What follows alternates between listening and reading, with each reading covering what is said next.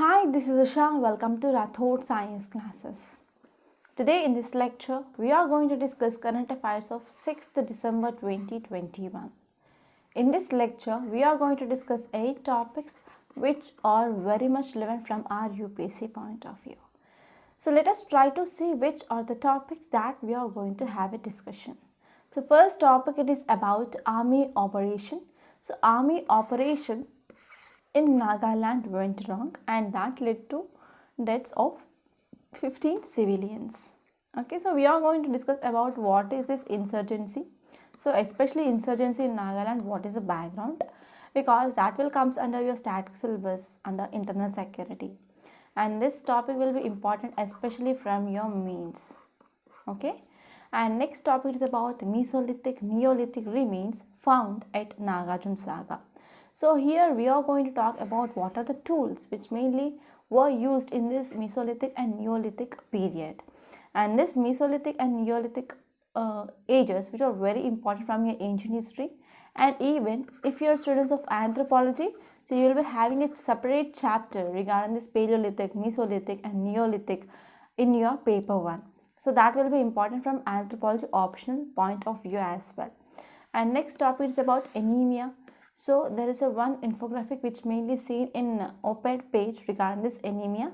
So we are going to have a brief discussion regarding what is anemia and what are the reasons of anemia in India especially. So this will be important from our health, which mainly comes under GS paper 2. And next topic is about coastal Odisha bears brunt of rain triggered by Jawad. So till now we didn't discuss about this cyclone Jawad. Okay, so we are going to discuss that. Again, this will be important from geography, which mainly comes under GS paper 1. And next topic is about anti-drone technology for Pakistan borders. Okay, so recently our Union Home Minister, that is Amit Shah, he mainly talked in one event. So in that event, he mainly said that here Pakistan borders, which mainly guarded by, we can say like BSF forces. So for that BSF forces, they are going to get this anti-drone technology. And if you see this anti-drone technology, which is indigenously made, and recently in January 2021 it is in news, it is mainly developed by DRDO. So we are going to discuss about that as well. So we can interlink those two topics here. So this will be important from defense, which mainly comes under GS paper 3. And the next topic is about Indonesian volcano eruption, that is Mount Semeru eruption. So this is a very huge and violent eruption of this volcano of Mount Semeru, and that led to damage to 11 villages, and most of the people, they were evacuated, and about 14 they died in this event, in this disaster. So this is important from geography, which mainly comes under GS paper 1. And next one is about Anganwadi centers. So there is one editorial which is mainly appeared in page number 7 regarding reopening of Anganwadis and what is the importance of Anganwadis, and they gave some data. We are going to analyze that data and we are going to understand what is the role played by these Anganwadi centers. And this will be important from health point of view, which mainly comes under GS paper 2. And next topic is about booster shot. So because of this, Omicron variant that mainly spreading very rapidly, more than 40 countries they reported this Omicron variant, and even in India also there is a number of cases which are increased. So day before yesterday we saw just 2 cases, and yesterday's papers we saw 4 cases, and today's paper which is showing more than 20 cases, right? So here I can say like, so this Omicron variant which is spreading very much fast than compared to even this Delta variant. So this is one cause of concern. So because of this, once again this booster dose, it is in debate now. So we are going to see that article in a very great detail. So this will be important from health, which mainly comes under GS paper 2. And next topic is first topic we are going to discuss now. It is about army operation in Nagaland goes awry. 15 civilians they dead.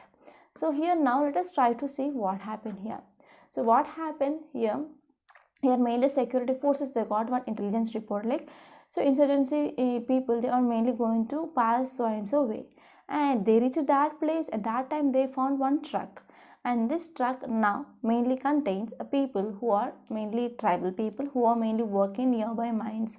And suddenly these armed forces, they started firing on these people, and that led to death of 6 people.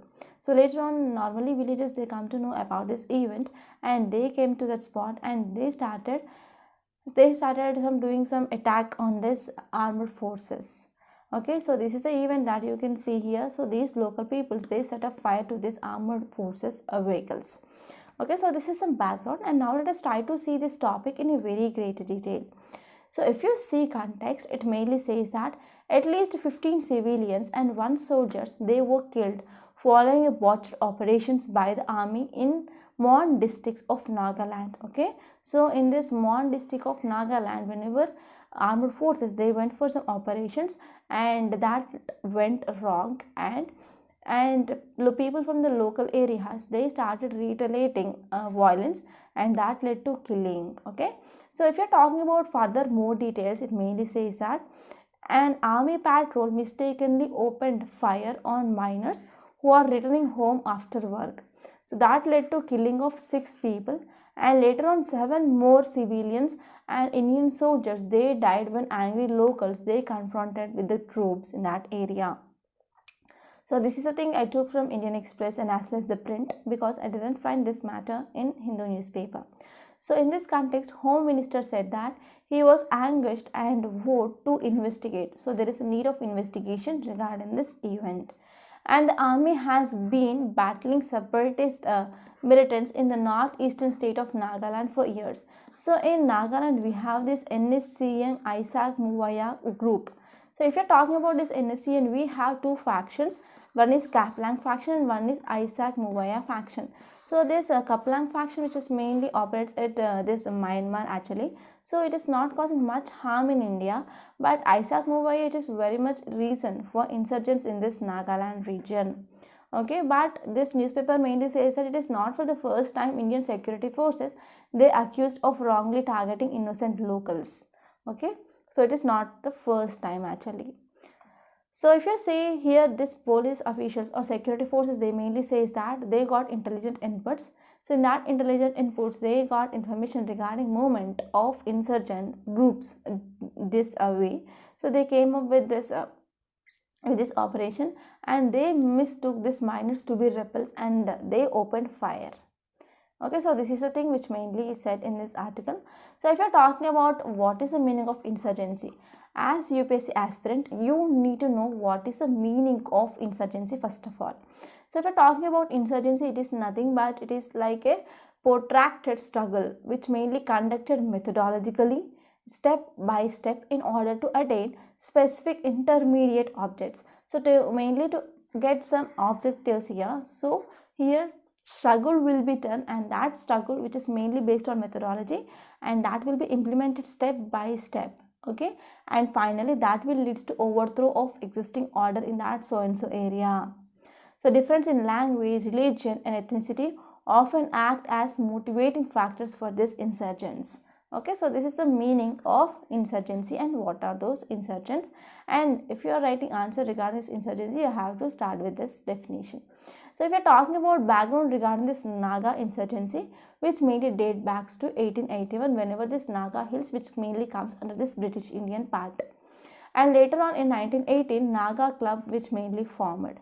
So after that, Simon's Commission mainly rejected this Naga Club.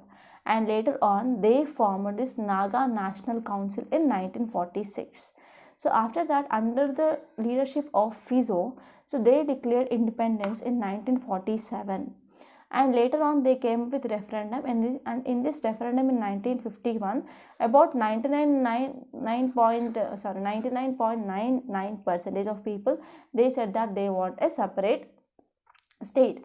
And later on, what happened, they formed this Naga Federation Army, and mainly to crush this Naga Federation Army acts. So government mainly passed this Armored Force Special Act in 1958 and tried to crush this Naga Federation Army acts. And later on, Nagaland got a statehood. Okay, and after statehood it is very much good, this condition has been controlled, but in 1975 we came with this Shillong Accord.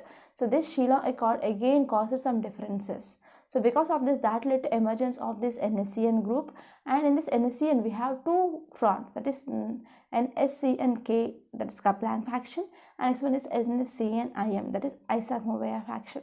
So this Isaac Mouavia faction, which is very much responsible for insurgency activists that are mainly seen in this Nagaland. Okay, so this is about this topic. And now let us move on to next topic. It is about Mesolithic and Neolithic remains found at Nagarjun Sagar. So this Nagarjun Sagar, which is located in state of Telangana. Okay, we have this Nagarjun Sagar dam across river Krishna. Okay, across river Krishna. So here we need to know what are these Mesolithic, what is this Neolithic, and what are the tools that are mainly used in this period, and what are the findings they found. So that will be important from prelims and even mains point of view. So now let us try to see context. If you see context, it mainly says that a team led by expert consultant on archaeology and Buddhism, they found Mesolithic and as well as Neolithic remains in the premises of this Buddha Vanam. Okay, so this is one of the Buddhist theme park which mainly developed by government at Nagarjun Sagar. So in this Buddha Vanam, they found some remains of Mesolithic and as well as Neolithic remains. So if you see some details regarding, so what are they? So there are a number of grooves. There are number of grooves to grind or shapen tools were found along the left bank of river Krishna. So along the river Krishna, that is left bank, they mainly found some tools. So these tools are mainly ground and as well as some grooves and as well as whatever the techniques they used, okay, they mainly found here. So these are very much significant and they are very much important because they indicate habitations and factory site which is mainly found around this place as well. So there are some factory sites of this Mesolithic period and as well as Neolithic period. So if you have completed your ancient history or if you have started preparing for your anthropology, you will come across these sites. And especially from anthropology point of view, you have to make a map here and you have to locate on the map where all these Mesolithic sites are present, where all these Neolithic sites are present, where all lower, upper and as well as middle Paleolithic areas are found. So that will be very much important from map work regarding anthropology point of view. So if you see these prehistoric grooves, they were formed out of grinding on the surface of laterite sheet rock and measure about 10 centimeters in length and almost double the size in the width. Okay, so if we're talking about these microlithic tools that are mainly seen here, they are mainly like less than 10 centimeters in length and almost we can see they are double in size in the width.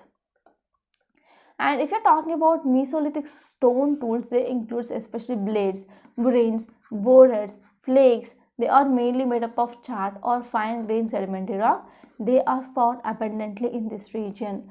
So what is inference? We can see there might be some inhabitations and trade which is mainly dating back to 8500 BC in this region. And if you're talking about some facts regarding this Mesolithic age, so this age, why it is called as Mesolithic, okay? So in this Mesolithic age, we also got some tools like we can say micro, that is very small tools. So the size will be like 1 to 8 centimeters and they will be having different geometrical shape as well. And they are also even used for beautification and even tattoo purpose and even shaving purpose, etc. Sometimes they are also grafted on even wooden shafts, okay, and they are called as composite tools. According to the different shapes that are mainly found, for example, we have trapezoid, lunate, and as well as microlith points, and as well as blades, etc. So if you see this image, you can see this is one of the blade that we can see here, and the size is very small. And even here you can see the size of this tool here, right? And now if you are talking about this Neolithic age, they are also called as what are the tools which are mainly used here, they are also called as polished tools. And we see some remarkable polished tools and rounded heavy tool discovered mainly here and apart from that they are also having a small hole such that we can also insert handle in them. So these are the tools of this Neolithic age. So Neolithic age tools are very much famous for polished tools, and Mesolithic tools are famous for this microliths. Okay, so this is about this topic. And now let us try to see next topic. It is about infographic which is given in op-ed page, that is regarding anemia. So it is about anemia among children on the rise. So if you see here, there is a much progress which is mainly seen in reducing this anemia in children. If you are comparing with 2005 and if you are seeing in 2015, there has been highest proportion of children who are between children and as well as who are between age of 6 to 59 months, they have been found to be anemic in India. But according to recent National Family Health Survey 5, which mainly said that there is increasing of anemia.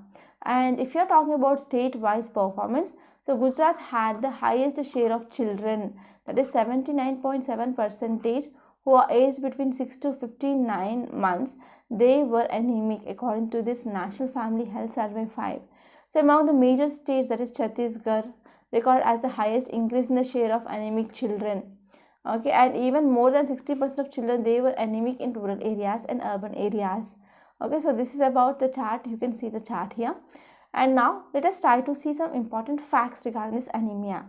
So if you are talking about anemia regarding facts, so what is this anemia? Anemia means nothing but there is a low number of RBC, and even whenever there is a low number of RBC, that means we can also see decrease in the quantity of hemoglobin as well. So because of this, as you all know that hemoglobin is one of the important component which is present in our RBC, that is responsible for transporting of oxygen to each and every cell. But whenever this hemoglobin concentration is decreasing, means the amount of oxygen that will be carried to different cells, that will be also decreased. So because of this, our cells may induced into hypoxia condition, right? So because of this, they might be feeling very tired, cold, dizziness, and as well as irritable, and even shortness of breath, and even other symptoms as well. Okay, and in this context, what is a diet that did not need to be taken? So diet which does not contain iron and as well as folic acid, vitamin B12, they are some important causes for this anemia. So we need to take iron rich foods, and whatever the red color fruits that are present, for example we can say like pomegranate, apple, and next one is beetroot. They will be very much helpful for regaining, or we can say like increasing of our RBC, right? So if you're talking about what might be the reasons that led to anemia like conditions in India. So first one is we are having iron deficiency, and we are having vitamin B12 deficiency anemia. So these are the two common types of anemia which mainly seen in India. And if you're talking about especially women, so women do not have proper iron rich food, and even there will be loss of blood for young women during their menstrual cycles. So because of all these things, we can see there will be anemia.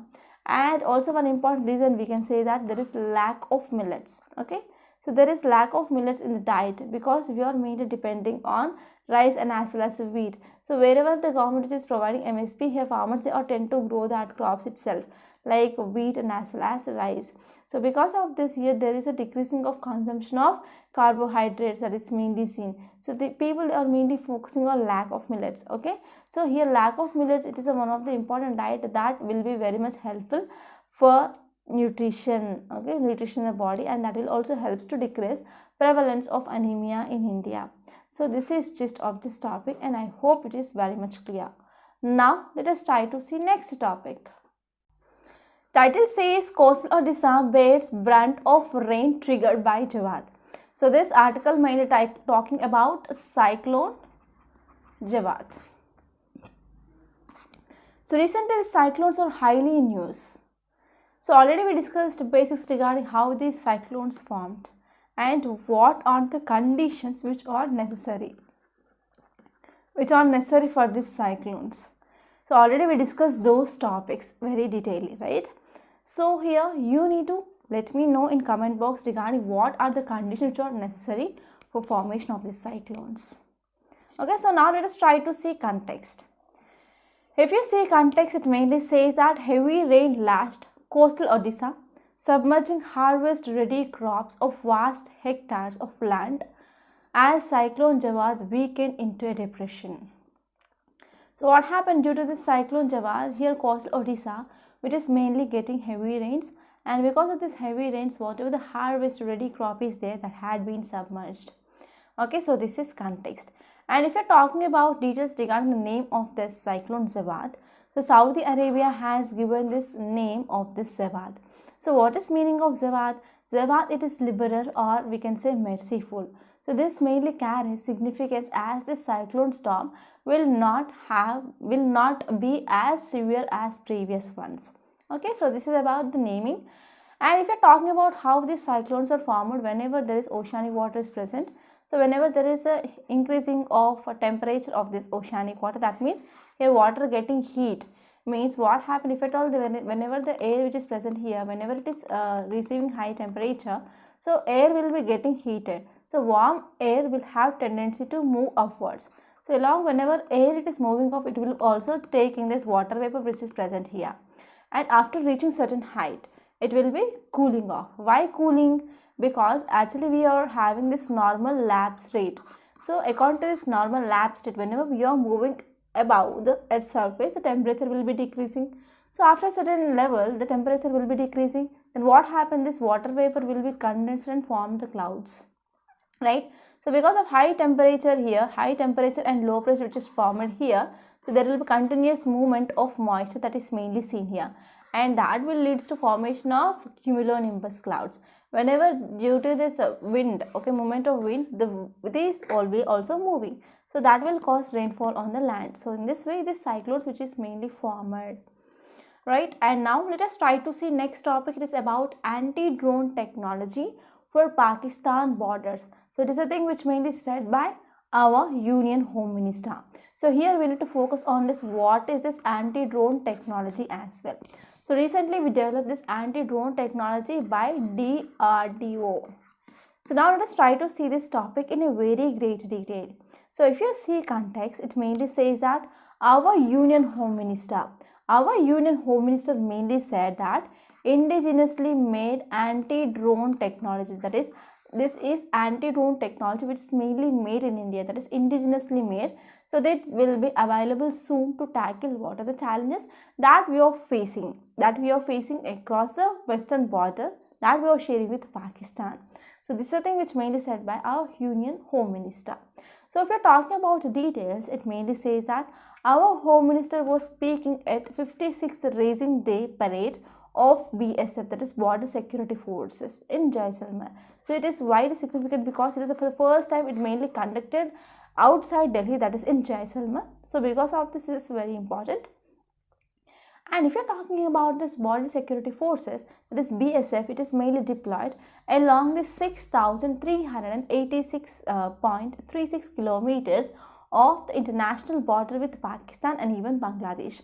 So here, if you're talking about India-Pakistan border and India-Bangladesh border, which are mainly guarded by this BSF. And let me know in comment box. So Indo-China border, which is mainly guarded by whom? And Indo-Nepal and Indo-Bhutan. Okay, Indo-Bhutan and Indo-Nepal borders are guarded by whom? So this will be very important, which mainly comes under our Central Paramilitary Forces.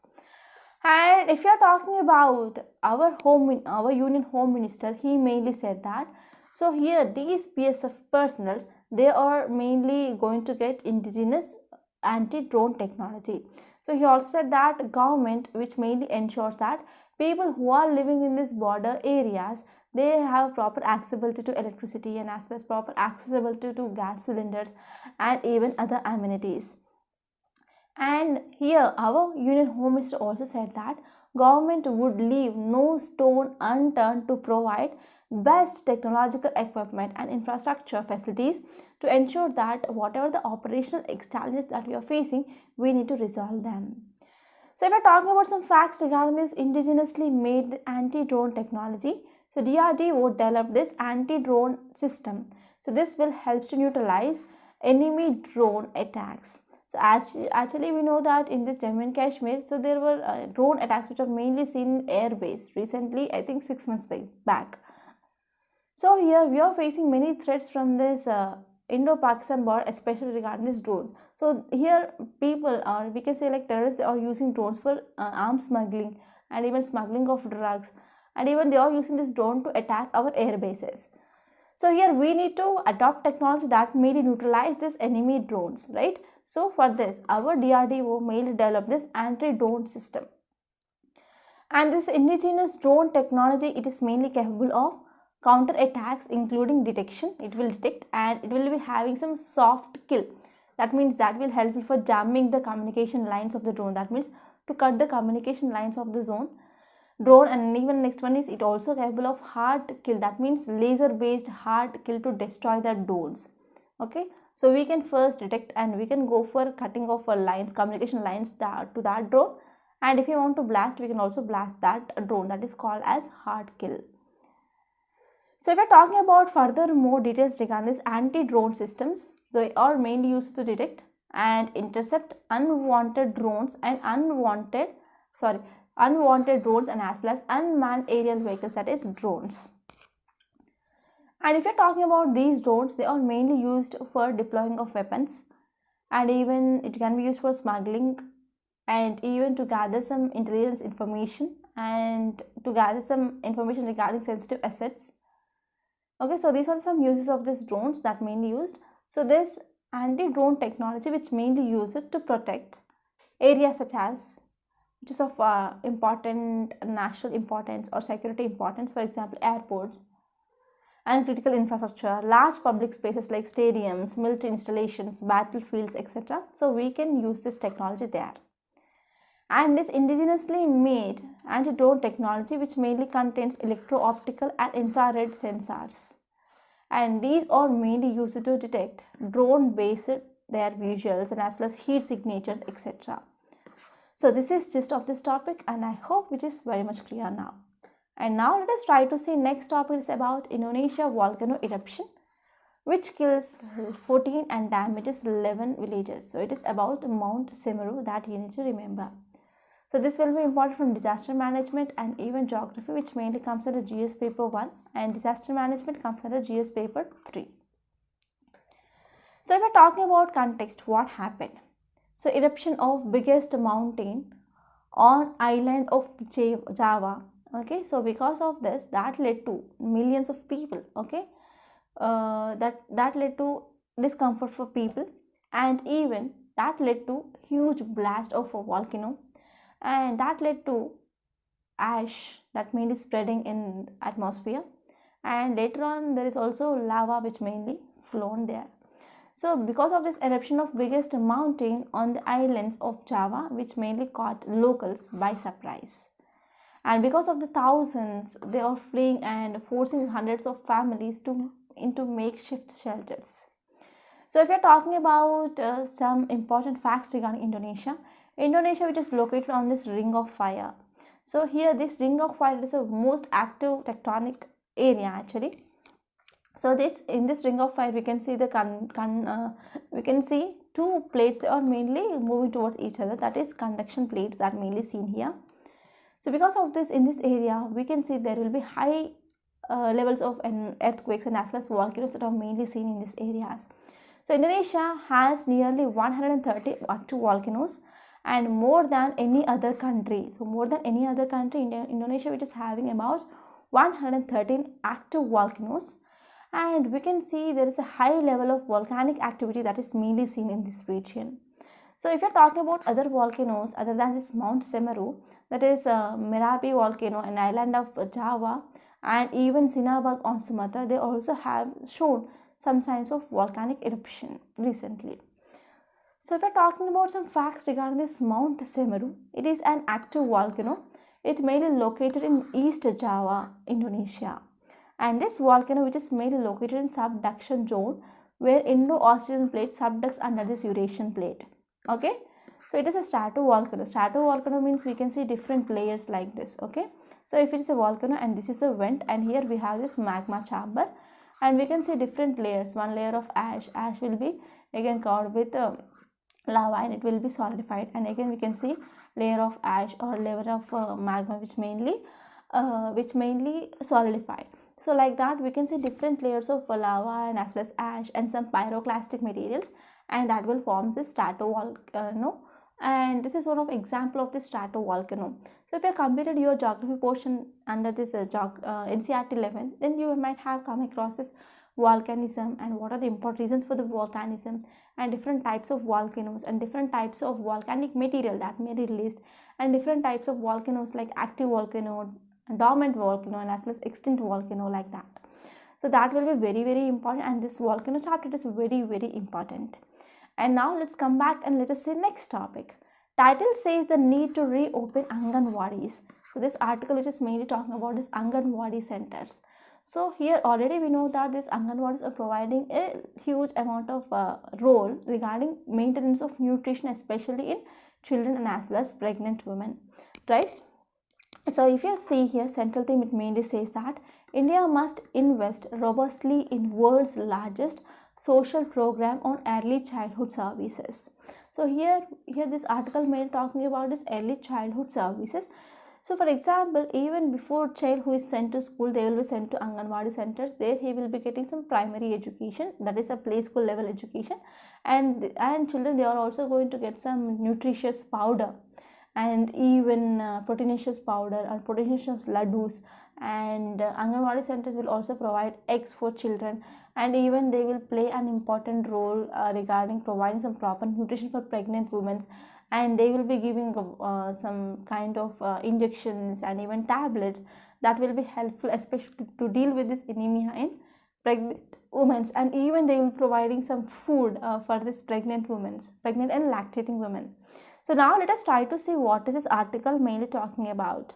So if you see the background regarding its Anganwadi centers, so these Anganwadi centers, they have been closed since April 2020 during this lockdown phase. And Anganwadis now, they are opening very slowly. For example, in Karnataka, Bihar, Tamil Nadu, they are opening and they are considered opening shortly. So as part of this ICDS, that is Integrated Child Development Services, Anganwadis plays an important role, especially supporting households, and even especially for supporting for the low income families.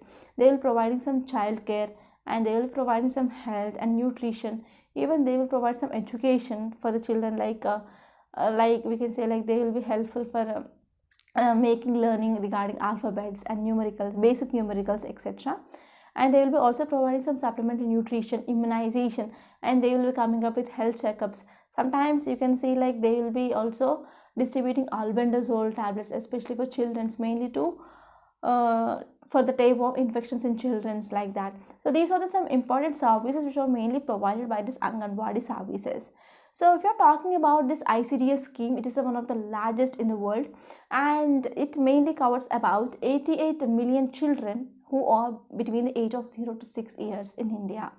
So here, because of their closure during this lockdown due to this global pandemic, that led to impacting of service delivery of this Anganwadis, and because of this, that led to is we can say like a bad impact on our society as well. So if you're talking about some data which is mainly released by surveys of ID Insight, which mainly conducted across 5 states in November 2018 and November 2019, they found that Anganwadis, they were a primary source of nutrition information for a number of families. And this one is even Anganwadis, they resume services. Closure has been impacted on their ability regarding children centers.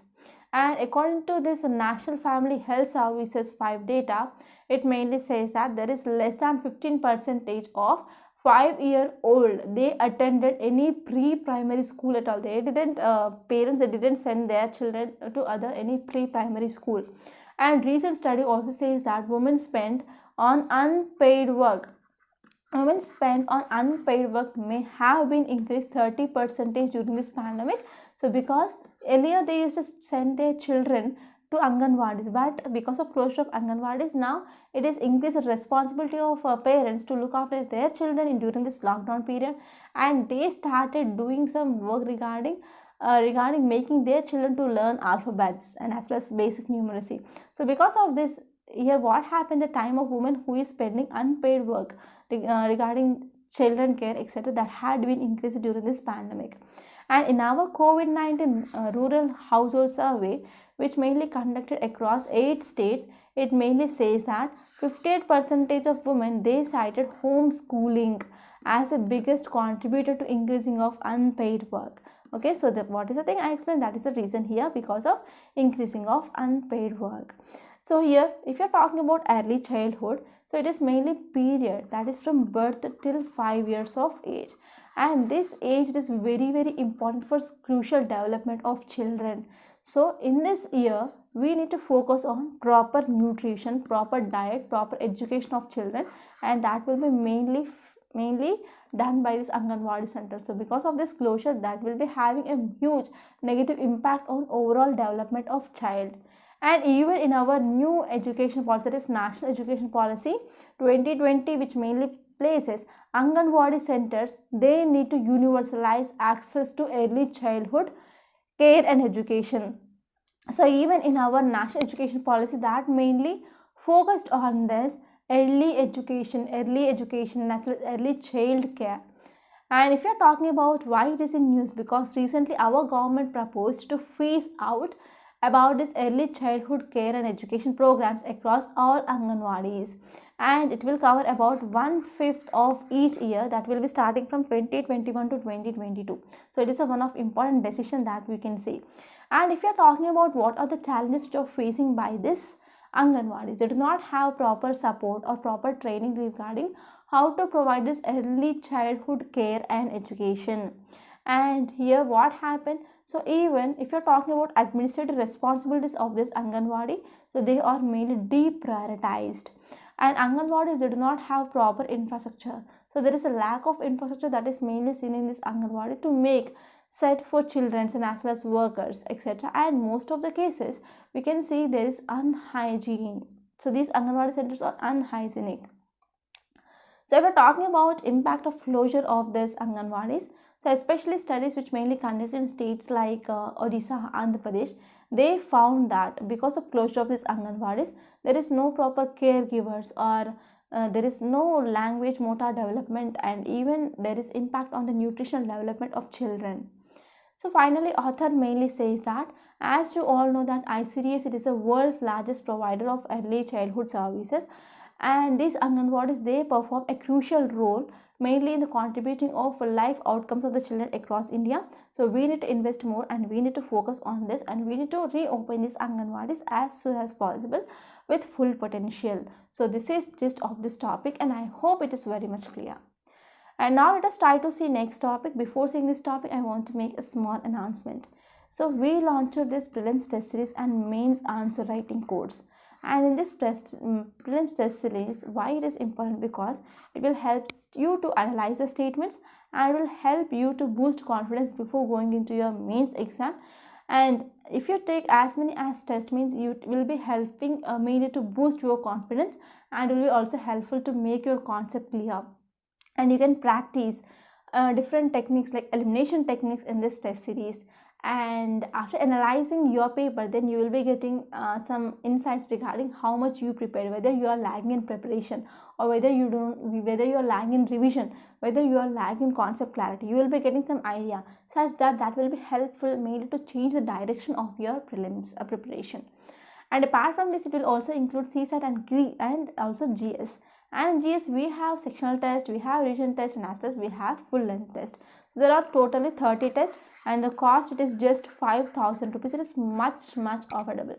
And next one is mains answer writing course. In this course, we are focusing on our static GS, that is general studies, GS1, GS2, GS3, GS4, along with essay and case study. So yesterday we gave one case study of previous year's questions, and many students, they have wrote very well actually. And the syllabus which is given, like we divided syllabus, which is a very limited syllabus, like 2 to 3 chapters every week, and based on the daily one question will be given for you practice. So we are going to practice daily one answer, such that there will be consistency in our preparation, and this will be helpful to write answers, and it will be helpful to adopt some techniques like which you need to incorporate in your mains answers. And also here, every nook and corner of your syllabus will be covered here. And yesterday I got call mainly from 2 students who took this who took this mains answer writing course, and they gave their feedback, and I was very happy regarding whatever the things they tell.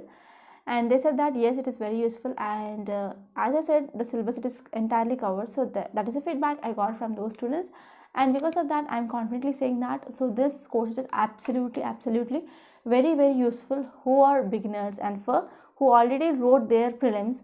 So this will be very useful course, and this will be helpful for your answer writing practice. And we also provide you model answers such that you can add some more points to your answer, and there will be evaluation, and there will be one-to-one mentorship as well. So the cost of this mains answer writing course, it is 7,200. It is a very low cost, and it is for 1 year. So this is also very efficient. You can join this course. And apart from this, we have foundational course, and also if you want to take individual courses like economy and as well as history, polity, geography, you can take that. So I am the academic director here, and you can believe us, and if you trust me, so if you are watching our news analysis, even single day also I didn't miss any Hindu analysis. So only on the public holidays, whenever this Hindu newspaper is not published, that is just 4 days in a year. So other than that, I never missed Hindu analysis. So you can see our playlist and you can check it out. Okay, so if you have trust on us, join these courses, and it will be very helpful. And I will be giving you mentoring if you are taking these courses. Okay, I will be giving you personal guidance as well. So if you want to talk to me regarding these courses, you can call to this number 8074765513. Okay, please make a note of this number, and if you have any doubts regarding these courses, you can call me on this number and you can talk to me directly. So next article, it is about booster shot. It is about booster dose. So here already we discussed about this booster shots, right? So booster dose means nothing but after taking the 2 doses of COVID-19 vaccine, again 1 dose will be given. So why 1 dose? Because especially for most vulnerable people and who are immunocompromised people, so for that to boost immunity, we are giving the booster dose. So actually this booster dose, which is mainly given in USA, okay, after taking of 2 doses of vaccines, again the booster dose is given. So this will help to improve immunity. But why this booster dose? It is in debate now. So because of recent Omicron variant and new variants of this coronavirus, so here there is once again debate which mainly started regarding availability, coverage and scientific evidence regarding whether to take this booster dose or not. So what happened on November 22nd, Director General of ICMR, Indian Council of Medical Research, mainly said that there is no scientific evidence thus far to administer a booster vaccine dose to fully vaccinate people. Okay, so there is no need of administering booster dose, but we need to focus on vaccinating of full people. Okay, and here ICMR director also said that rather than focusing on this booster dose, we need to focus on how to increase percentage of people to be vaccinated with these 2 doses. So it is a priority here. So even though our health ministry also said that we need to give priority for fully vaccinating all adults than going for this booster shot for increasing of immunization already people who took this vaccines. So this is about the discussion here. So finally, author says that priority should be given to increase vaccine coverage and not boosters. Okay, and especially India, it is playing an important role regarding exporting of vaccines to other countries as well. So if you are focusing on this booster dose and if you are leaving vaccination of the people, then that will lead to a disaster. So we need to focus on how to increase vaccine coverage and not on the boosters. Okay, so this is the gist of this topic, and I hope it is very much clear. So by this I am concluding today. So please subscribe to Rathod's IAS and don't forget to like, share and comment my videos, and the details of these courses are given in description box. Please check it out there, and if you have any doubts, please call us to the number as I mentioned above. Thank you so much.